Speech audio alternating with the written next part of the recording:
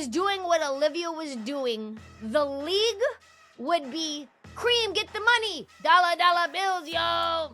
The WNBA machine should be shoving her down our throats. They should. They're not.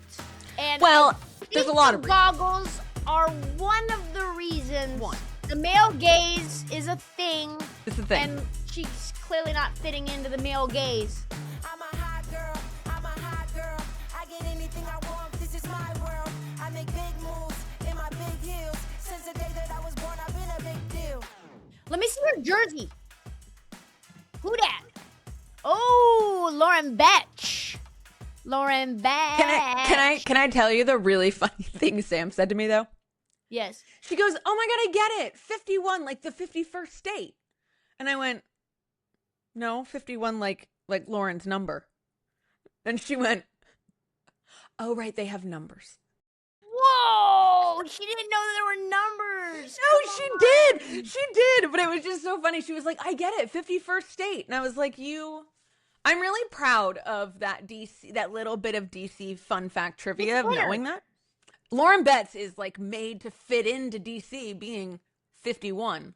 Totally. Because that's such a powerful number here. Totally. Let's talk a little Aces Lynx, the game of the weekend. The game of the weekend, and quite possibly a look at what we can expect come playoff finals championship time, because these two teams are like head and shoulder. A finals champion. I'm trying to think of. I don't actually know the exact date, and so I was trying to It's like you're in water and you're just doggy paddling around. Yeah, exactly. To be fair, I don't even really know what month it is right now. June. It's June. Anyway, preview of champion. These are the two top teams in the WNBA right now, and I was very curious to see how it was going to look. They were in Las Vegas at the Michelob, which apparently, Ultra. Yeah, they call it like the Mick, which is like, I don't know, as you want to call it. It's in the middle of a casino. Yeah, it is actually one of the best vibes for a smaller arena. A really great vibe. That was the place I saw my first WNBA game after like the early 2000s. I actually saw it was actually Aces Liberty, and Sabrina had a triple-double, and Hanchu, who's still on the Liberty. No. Yes. Yes, she's on the Liberty. She left, and then she came back. She just came back, yeah. She hit 5 threes. She was fucking balling in a pair of mismatched Kyries. Anyway, so I was wondering how this team was going to look, whether the Lynx could actually get the upset, and they almost fucking did. Mm-hmm. What a game! I remember looking, because we were watching. You were at the Portland game, so we were watching that game, and we weren't really wasn't really clocked into this one. And when I had looked up the first couple times, I was like, I mean, it kind of seems to be a Las Vegas like dominant, but fourth quarter Minnesota really just. First quarter, Las Vegas outscored Minnesota 32-21, so it looked like even in parts of the second quarter that it was going to be a blowout. That's what I thought. When we were going to halftime, I was fully expecting for that game to just kind of get out of hand, being that it was in Vegas and that home crowd, and Olivia Miles, not that she's the only one, the mix of Olivia, Kayla, Courtney, were so impressive. And Natasha Howard in that fourth quarter were so impressive. Yeah, man. I don't think this Minnesota Lynx team is ever dead. They consistently pull the rabbit out of their hat. I thought that they actually got robbed, truly. Like, yes, you came back and you were getting blown out by 16 points and you found a way. But there was some real bullshit fouls down the stretch of that game, where you could have said, let them play on with only a few seconds left in the fourth quarter. But Olivia Miles, she hit clutch shot after clutch shot when she pulled up from 3. I was like, oh my God, that's a rookie. The way Olivia carries herself on the court is so fearless that, like, Her ability to go ISO as much as she did with that Aces team, without any. You know what that is? You know what that sound is? A heater? That's her putting these motherfuckers on a hibachi. It's like the water. It's the water. Yeah, it's the water, and it's them sticking to the pan. Could Olivia win MVP? I bet it at 35-1, and after this performance, it's now down to 20-1. The odds makers took notice. What she just did against the defending champs, not on her own, but largely at the end of the game, literally just making shit happen. I've bet it. Not a lot of money, but I bet it. And Asia Wilson is always going to be the favorite. But who knows? Maybe she tweaks an ankle or something. I don't know. And if she tweaks an ankle or something, Olivia will win it, in my opinion. This Lynx team, they still do not have feedback. They are without their best player, and they are still this good. Or Dorka. It's insane. Dorka's fucking good, too. Like, she really was one of the reasons that Minnesota almost won a title against the Liberty when she was just fresh out the box. So she's not back yet either. So you got two major contributors that haven't even played. Olivia Miles put up 29 fucking points, 11 for 20 shooting, perfect from the free throw line, 50% from three. The 6 turnovers we won't talk about. The 1 assist we won't talk about. She said, I don't need an assist, fam. I'm going to put this team on my back. Cheryl, tell her to get it together. A 1 to 6 turnover ratio is crazy. But, you know, it's because we know what Olivia, you know why Olivia does that. You know where those come from. She's aggressive. Because she's got such great court vision. She tries to make passes she probably has no business trying to make, but I love it. That's what we love about her. Can we be like a little honest though? About Olivia? Yeah. Well, I mean like a little like negatively honest. I'm positively honest all the time. I don't know if I'm willing to hear this, but go ahead. Our girl needs to get the LASIK. Oh. I like the goggles.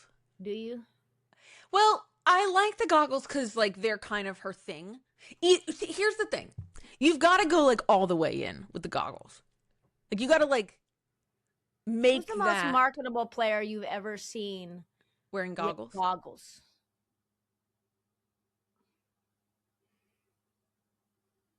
Exactly. The WNBA machine should be shoving her down our throats. They should. They're not. And well, there's a lot of reasons. Goggles are one of the reasons. One.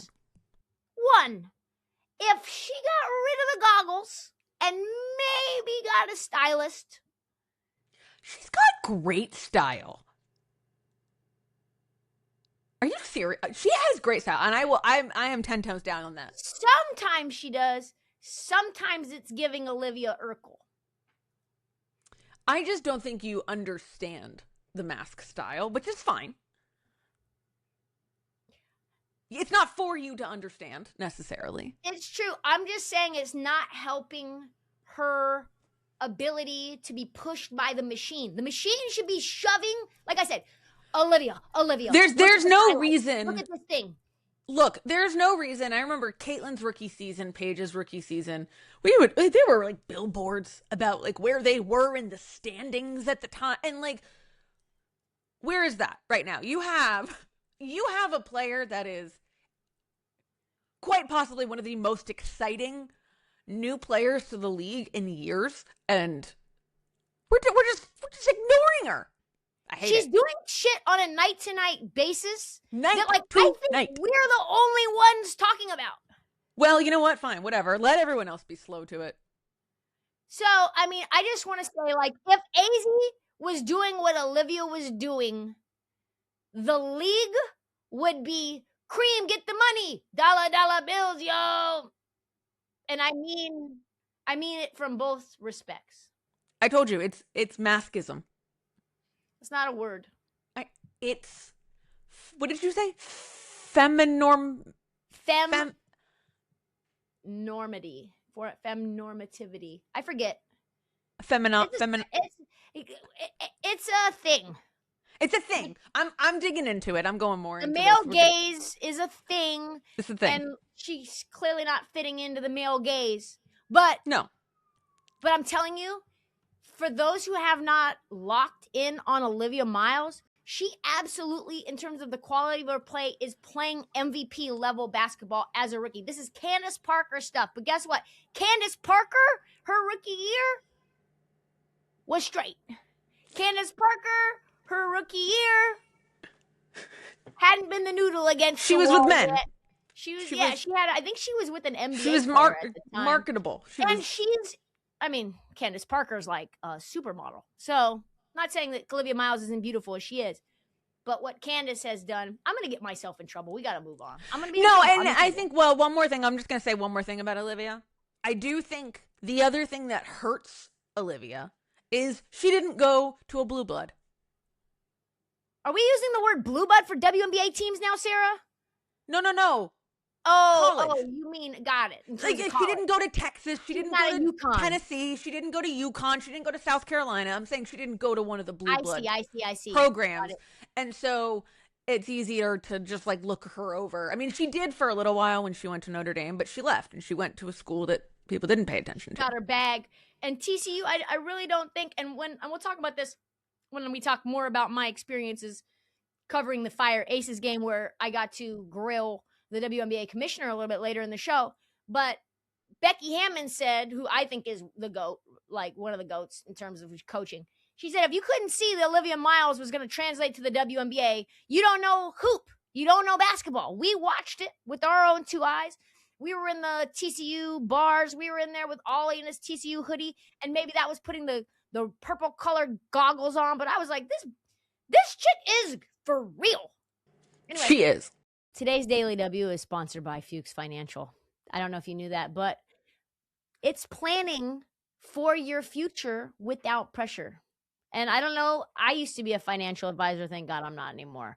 Most financial advisors are like, yo, I got this mutual fund for you. I got this annuity for you. All of this is product-based, but Fuchs Financial leads with questions. What you want to do with your life? When do you want to retire? What does retirement look like for you? Because if you've got two people with different needs, different goals, different plans, they need different amounts of money and they have different things that they need to hear. And the only way to build the right plan is to understand your life.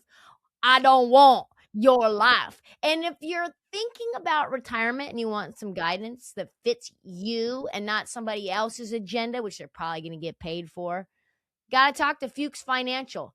Find them if you're looking for them. And if you want to go over there, fuchsfinancial.com. You could also check out their YouTube page. They give lots of great information about personal finance and about retirement savings advice. I look at it all the time because I'm a hot mess when it comes to my money.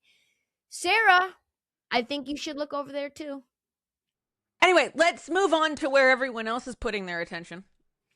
See, we started the show with Aces Lynx, folks. All these people who think we're fucking fever clout chasers. I almost put it at the end of the show. I almost put it not at all at the show. To be honest, we weren't even going to put it in the show, but Caitlin's facial expressions during that press conference were just too good to not. So we're going to have to talk about it. The Fever have been, I'm just going to say it, they've been disappointing. Yes. And I think that's evident when they were going toe to toe with the Connecticut Sun in Mohegan, which is not really toe-to-toe is also probably not the way to put it. What? Toe-to-toe is probably not the way to put it either. Connecticut Sun was going toe-to-toe with them. They were playing down. So okay, fair enough. So yes, all right. They played way down, in my opinion. Yeah. I just think that this is sort of, and I remember seeing this last year with the Fever, and I feel like I'm seeing it again this year. The Fever play to their competition a lot, and they not do. That's to what their makes them dangerous, truly. Because you don't actually know what they are, right? 1,000%. which apparently my mom hates that I say because there's nothing more than 100%. She says you can't say 1,000% because there's only 100, and that tells you everything you need to know about me and the precisity of the words that I have to choose, because that's why I call you out, is because I'm hurt people, Sarah. I did see a thing, though, the other day that said, don't tell me to give 110% because I'm autistic, and I will take that literally. I don't know what the fever are. We've got a game where Aaliyah Boston and Caitlin both have 30 and 10. Well, actually, both of them had a little more than 30 and 10. But meanwhile, they're going to OT at home against the Chicago Sky that are a hot mess. They beat the Dream, which is that's the most impressive teams. Win to me. Yes, one of the top teams in the league. You beat the Dream by over 10. Yeah. And then you have a squeak win against the Young Hoes. You have a squeak win against the I don't trust these hoes. And then you have basically a squeak win against BG and the Shirelles. Well, and keep in mind that, which I think is actually unfair. Sorry, it's more, the Sun have more players than the Shirelles. I don't mean to see it's just BG. Aaliyah Edwards has been really good. Anissa Morrow has had a good year when she has been healthy. Anissa Morrow has been great. Sanaya Rivers' passing has gotten a lot better. Layla Lacan, we got to talk about Layla Lacan someday. She's a fucking beast. International. Yeah. I think she's parlez-vous français? She's French, yeah. Parlez-vous français? Anyway, so I mean, it's just a tough. Now they play the tempo. When this comes out, it'll be tonight. Then they play a back-to-back with the Dream, and then a back-to-back with the Mercury. We're not going to know what they are until probably July 5th when they play the Aces. They'll play 2 games. I'm actually going to go to one of those on July 12th. I'm going to go see Fever Aces on July 12th, Sarah, and we'll all have more to report then. The fact that we're having to hope and a prayer Caitlin makes a logo 3 as time expires against the Young Hoes is, again, it's also what makes the Fever exciting. In the press conference, though, after this Sun game. Yeah, this is where it gets really interesting. This is where it got weird. It did get because weird. Let's just play the clip. And it's funny because even after that fact, you're the leading scorer on the team. So, and then there's reports. Today? Huh? Today? Yeah, maybe you scored some. Oh, okay. She put the dagger, but you had the. But what sideline? But the point I'm making is that there's reports that it's like the team, there's a division in the team. But clearly when you see on the court and the scoreboard, it's far from that. So right. I mean, if y'all want to address it, I mean, clearly the stats and the play tells it all, but if you guys want to address it, please do. I don't know if there are reports. As much as I think it's speculation. Speculation. Yes. I don't know about reports. I think you're talking about. I don't think you're talking about journalism. Correct. And so if we're going to continue to create news from fans on social media or bots on social media or whatever it may be, then that's a problem, right? I think legitimate news sources need to report legitimate news. Ooh, I like that. That's scary. That's all we got. First of all, Stephanie did have some bars with that, so I just want to say that because legitimate news sources need to report legitimate news is a bar. I agree. What are your takeaways from that whole interaction? I have my own. I'm curious about yours. I mean, what my main takeaway is that, like, y'all kind of asked for this to a degree. The way that the media is structured when it comes to covering the W is so piss poor. There's nobody that travels with these teams. You get, like, I'm in these press conference rooms. There's like 3 people in there. And when you're talking about the visiting team press conference, maybe even less. And you might be the only one living in Portland, and they look at you and like they want to end it as fast as possible. They don't give you any time to follow up. They're already standing up before you even ask. You see Caitlin standing up. So, like, there's not any real insiders. Don't even get me started on the quote unquote insiders that are from the Chicago Tribune that have been in the mix for forever, that like have their own set of biases.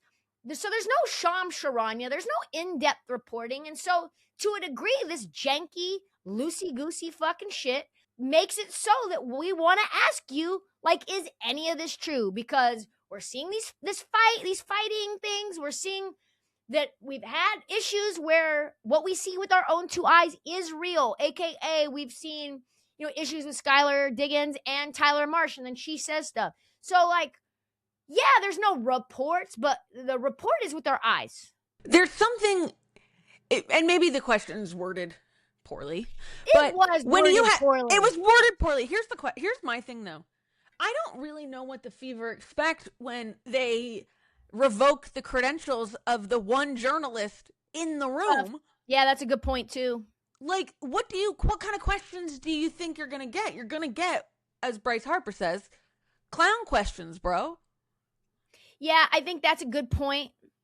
And I asked Kathy about that as well when she popped up at the Fire game, which nobody told anyone about. So it was just the local Portland reporters when she came in to do whatever she was doing. Sure. So, but what was she doing there? Do we know? No clue. Just checking out. Surveying her land. Well, they the commissioner goes to every No, I know, that's at what I some mean. point. Not sure why she chose that particular game. Probably because it was against the Aces, and it's a marquee team, and so she wanted to see expansion team was and like blah blah blah.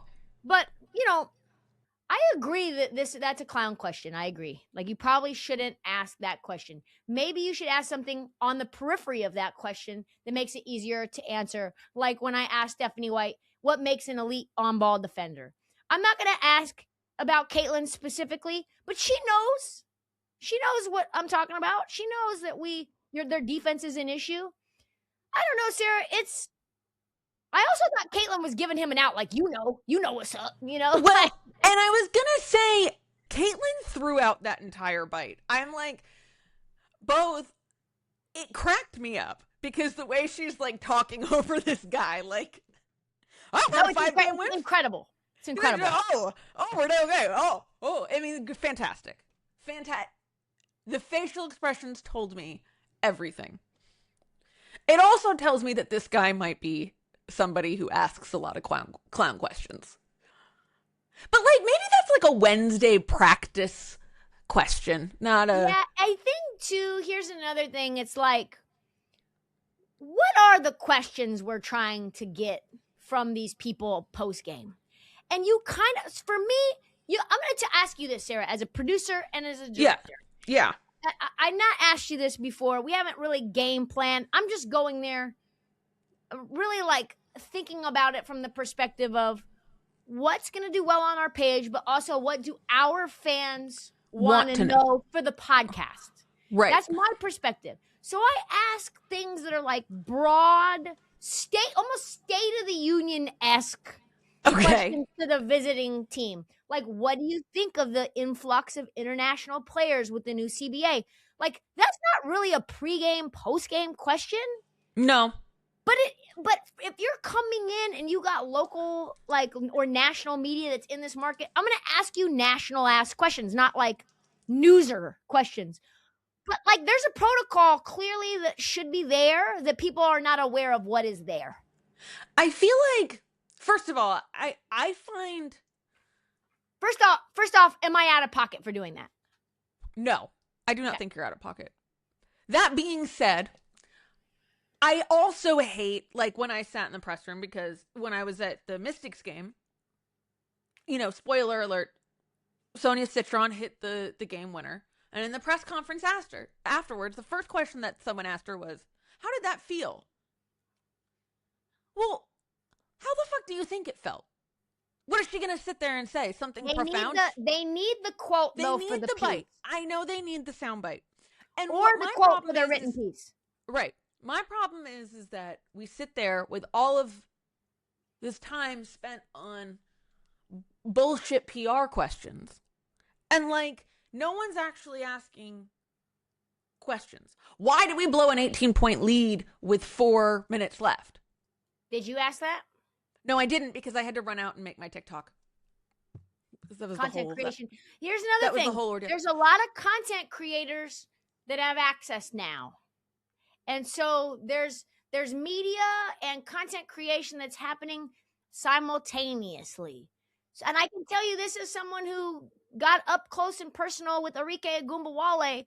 When you get to a presser as a content creator that's made content about that particular person that has gotten hundreds of thousands of views, when you ask them anything, they're not gonna give you anything. Like I need a proxy. I need a mask. Like I need the Richard Nixon mask, and I need a different voice. Media training.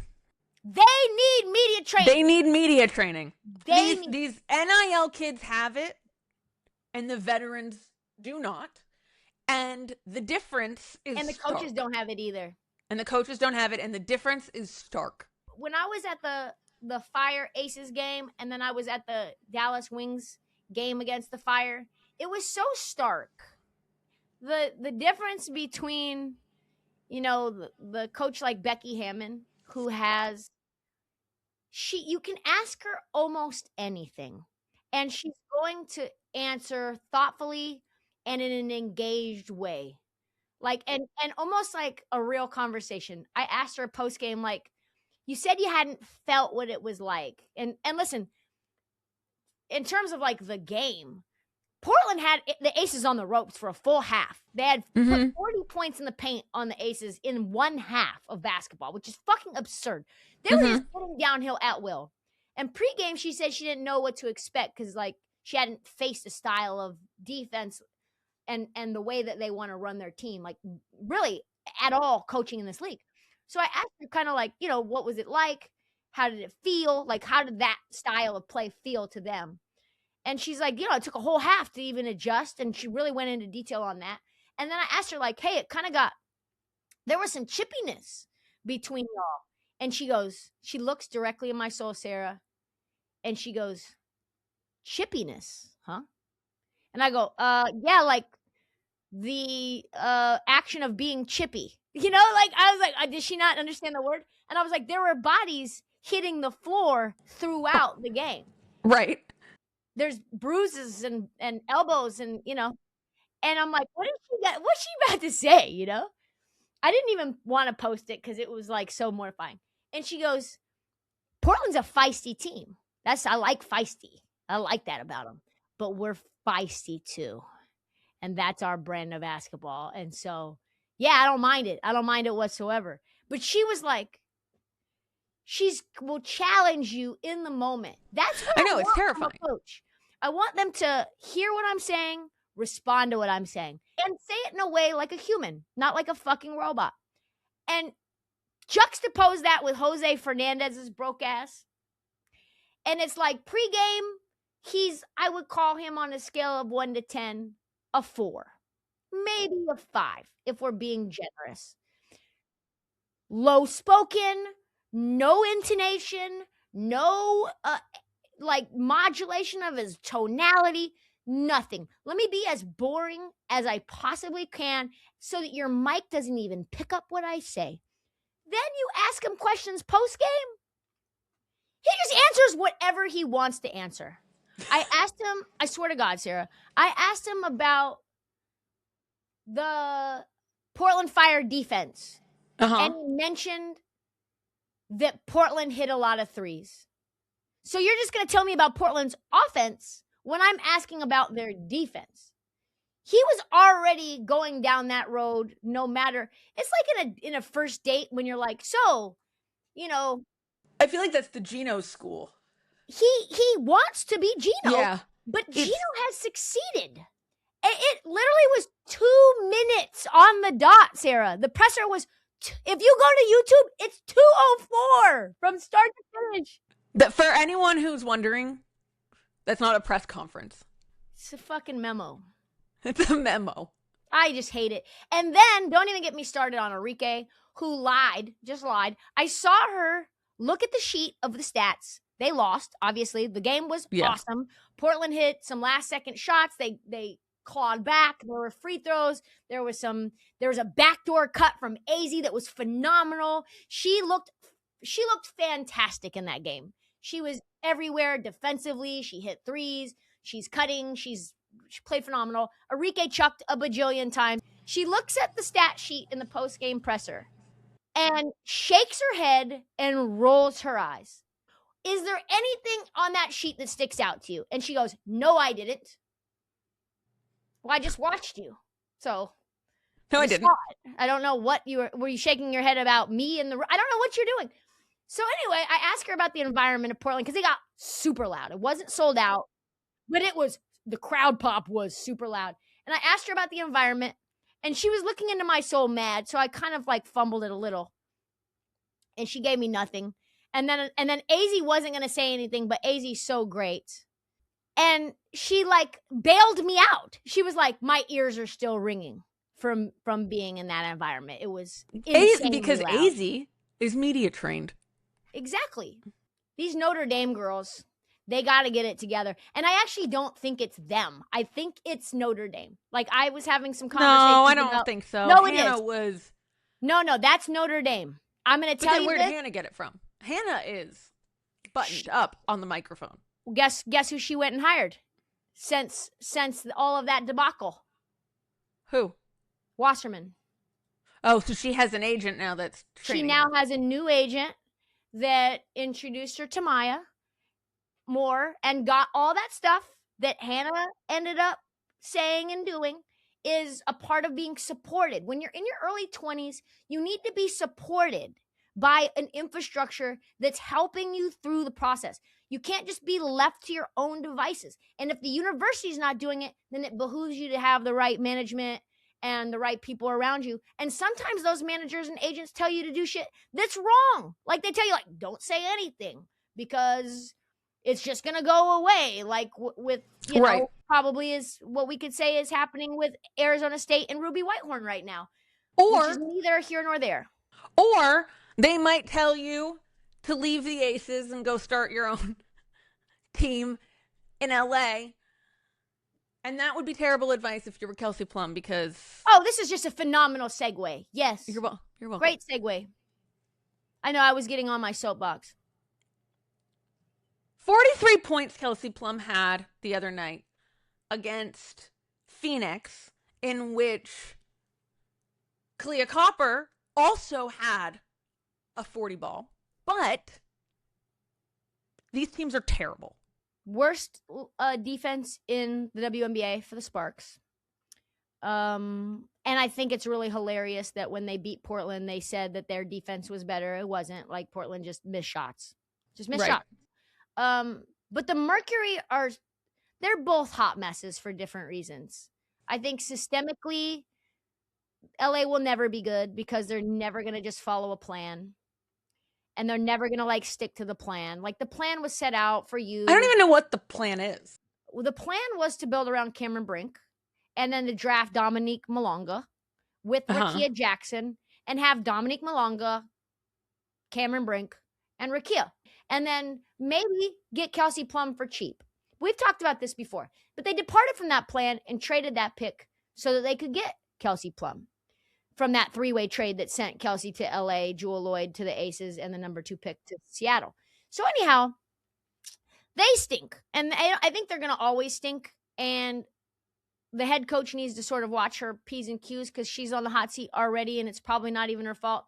But the Mercury are just bedraggled. The Mercury are actually frighteningly bad. Considering I didn't see this coming. But it seems as if that Satu hole on the roster was not as easy to fill as they either thought it was going to be. Or they just didn't plan to fill that hole. I don't know what it is. I think it was the lack of planning because Satu had just got there. So they probably thought a single year. Yeah. A lot of players took 1-year deals because of the CBA coming up. And so even if you were fully committed to a team, you probably were only going to sign a 1-year deal so that when the new CBA came into effect, you could get your new bread, right?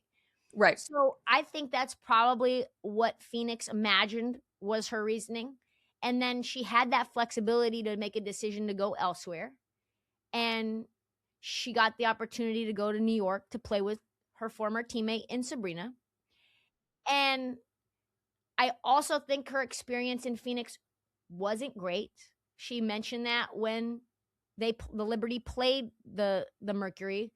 I bet you Satu's agent knew that Satu was unhappy long before she decided to not sign a new deal. It behooves the organization to keep in close contact with the agents of your star players to check the temp and to have some backup plans in place if that player is going to leave. Or, I don't know, maybe she has this, her agent has other clients that you're dealing with as well. And so you're speaking to her on a bunch of, or him on a bunch of other things. And that kind of comes up. You have to understand the landscape if you're a GM or a front office about like, hey, we have to pivot if Satu ends up leaving. She gets a concussion. She's out for a minute. She then dips, but you have no game plan. And now you're like, oh, we're just going to not replace her. We're just going to have role players. They're going to do all that. Yeah, I mean, look at this team. They're so old. It's such an old team. So Alyssa Thomas is 34. Kalia Copper is having her worst year ever, maybe in her life. She's 31. DeWanna Bonner is 38. Sammy Whitcomb is 37. And those were the players that combined for almost half, maybe even more than half of your total scoring load. And so you're dependent on these old ass dusty bones to have to do all the things that you want them to do. And dusty ass bones, defense is one of the things, and efficiency breaks down as well. So you're talking about teams are shooting 46% on pull-up twos and 33 on pull-up threes against Phoenix. Fourth worst in the league. They just stink, and they can't shoot. I think our girl Kalia Copper is shooting like 30-something% from the field on 16 shots a game. She put up 40, and I think she had 30 fucking shots. She's shooting 20% from three. Is it even worth fixing at this point? They don't have any draft picks. They're so fucked. They are scorched. Like, because what do? You can't, I mean, you have no one. You know what you do? You know what you do? Trade. You trade Alyssa Thomas. That's what you do. Yeah, but who's taking Alyssa Thomas? Someone Someone will take her. Yeah, someone will take her. But I mean, that's really the only card you have to play. You know who could use her? The LA Sparks could use her. And they love to trade draft picks that they should need. Well, but who does Phoenix get back from there? They get picks. They need to have the ability to replenish their coffers through the draft because free agents ain't what it used to be, baby. And like you need an influx of young talent. And if all you're doing is building through free agency with more veterans that are the ones that you can trust, I don't know. But you know who's been really good? I will say this. Natasha Mack has been so good.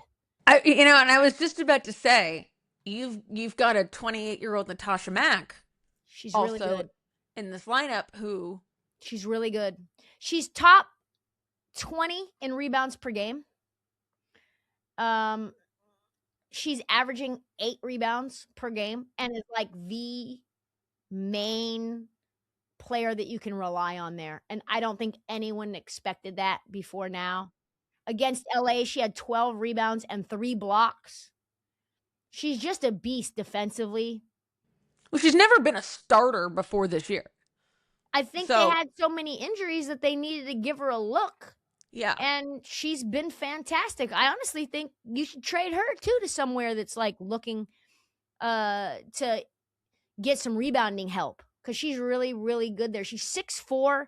She's long. She's a breath of fresh air. I saw Phoenix did like a little photo shoot before the Fire game. And she was the one laying down in the front of the post. You know, those are like the most stars. You know what I mean? Those are the ones that are so. But like, listen, I don't know how you fix them. I genuinely don't know that you can right now. And they're not a fun watch. I almost think you just. They're not a fun watch. That's the part that's the worst. At least my fire at 7-6 and your young host, like they lose games, they win games, but they're fun. But they're really fun to watch. I have had like zero interest in watching the Mercury this season. It's a slog, dude. It's a slog. It's a slog. Speaking of my young hose, finally got out to my first game. got to see a game Yes. winner, which was a blast. I'm excited to get to spend some time with this team and see them. Lauren Betts had a career night. Did you wish her happy Pride Month? I didn't, but I should have. Next time. I will next time. Game. Hey, Lauren, just want to wish you happy Pride Month. See what she says. For Adrian's sake, see what she says. Yeah, Lauren and I are going to be besties. She just doesn't know it yet. You're plotting on the friendship. Listen, I love these young hoes. They are a blast to watch.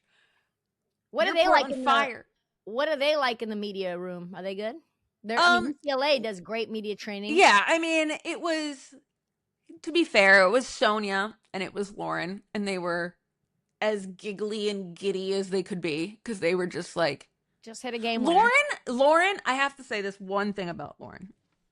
I watched her in warm-ups and I watched her like, just on the bench and that she does not stop smiling. She does not stop she's just a warmth on that bench that you can tell. Listen, and clock it. I just think she's just great. I really do love her. I think there's a PSA. Such a fan. There's a PSA that we need to put out for all of the introverted, bi-curious women in the NCAA. I don't know that there's better confidence building than RuPaul's Drag Race. Seriously. Because the night and day difference in Lauren's Can you ask her about that? I will ask her about that. I actually want to do like a little feature with Lauren. Would love to see anyone. Guys, I think we can request pretty much whatever we want to do. So if you've got any players you want to hear more from, then would love to hear that. Oh, one thing, just real quick. What I will say is that Alex Sarama is quietly moving up my list of most influential leaders I've ever been around in my life. The way that he coaches his players up and how much love he pours into them, even when they're fucking up because they can't rebound for shit. And he's trying his best. And he always talks about how he never yells, that's really important to never get on them in that way. And then pregame, he takes that little foam thing that's usually for the trainers and the practice player. Yeah. And he literally is the one trying to block shots. He's in the paint with them. Literally, you wasn't shooting with me in the gym. He is shooting with them in the gym. And I honestly feel like I'm becoming a better person being around him just on the periphery. So I just if you see me evolve, just know it's all him. Okay. And if you see me evolve, know it's all Lauren Betts. Yep. Shout out to Lauren Betts for being a mentor. Shout out to Alex Sarama for being a mentor. Also, we have to just real quick talk about the fact that Bea was removed from the villa. Has left our island. And I'm upset about that because I'm telling you right now, I think it was planned. I think they organized her exit. Why would they do that? I don't know. I will say, Symbolism. I think they love having her there, but I will say, there were rumors that she's not straight, but I think, and not into men, which her and Gabrielle were cute together. But yeah. I don't think the best way of assuaging people's gay curiosities is to tell them, say, I love dick. Cause that, yeah. Bro, these swear that you're gay. Huh? Yes, bro. It is a big thing on the internet. Athletes are always put in that box. If you're a female athlete, you're probably gay. Y'all insist on giving her a label that she doesn't identify with. Yeah. That's weird for anyone. You know what I'm saying? I'm just a tomboy. Let me live my life. I love dick, please. Straight women don't even love dick. You know what I mean? No one loves dick. No one loves dick. No, you would say I'm necessity. This is just the way I am, like you would have fun with it. It was tried, but like just the dick for me, Does the woman doth protest too much? Right. Anyway, I thought Gabrielle showcased how sensitive he is. No. And cried. And he had like, hey, please give me some space and respect my boundaries at least. I did appreciate that. And I think he really is one of them ones, but he's trying to stay there. And I think he should not be making out with her the very next day in public. That was quick. No, that's what I'm saying. He was like, I need respect. I need space. Okay, that was enough. Melanie stinks though. Can I tell you, did you hear Zach said pause? I did. Yes. Did you hear Zach say pause? I did hear that. And I was like, did he just say pause? He did. He said pause. Yo, Cameron and Mace, my guys, changing the culture of Love Island for a Greek that lives in England to say pause is crazy. Kate is my favorite. She's an absolute Kate baddie. is by far the best. Oh, she reminds me so much of my friend Kelly. Really? Like personality-wise. I think I'd like Kelly. You've seen pictures of Kelly. I like Kelly. Good show. Good show. Also, there's a new Toronto Tempo doc coming out. I'm going to have us screen it and do something, and we'll talk about it on the show. Also. Go ahead. Do we have a show Friday? No, because we'll be traveling. No show Friday. Unless we try to do something in advance, which would be bad for the community. I leave Thursday night, so we would have to record Wednesday. Okay. And I don't know what my schedule trying to get ready for this crazy trip that we're going to be in Cannes very soon together, and then Rome, Piazza, is going to make it very difficult. But we will have to record somewhere for Tuesday's show. How is that? So I do believe that we are recording a bathtub episode. Bathtub episode. And Sam pointed this out to me, that this will be our first in-person show since our very first episode. Wow. So. Look how far we've come. Onward, Christian soldiers. Nope, that's not it. But onward. Onward we go. Do you think I'm going to be allowed into the Vatican? Yeah, I want him to say, let her shoot. The Pope. The Pope? Yeah. He's a Knicks fan, isn't he? No. He's from Chicago, but I think he... Oh, Chicago. That's what it is. Yeah, he stands with them. Anyway, Knicks in 5. Hey, Sarah. 5, 4, 3, 2. Let her shoot. Let her shoot.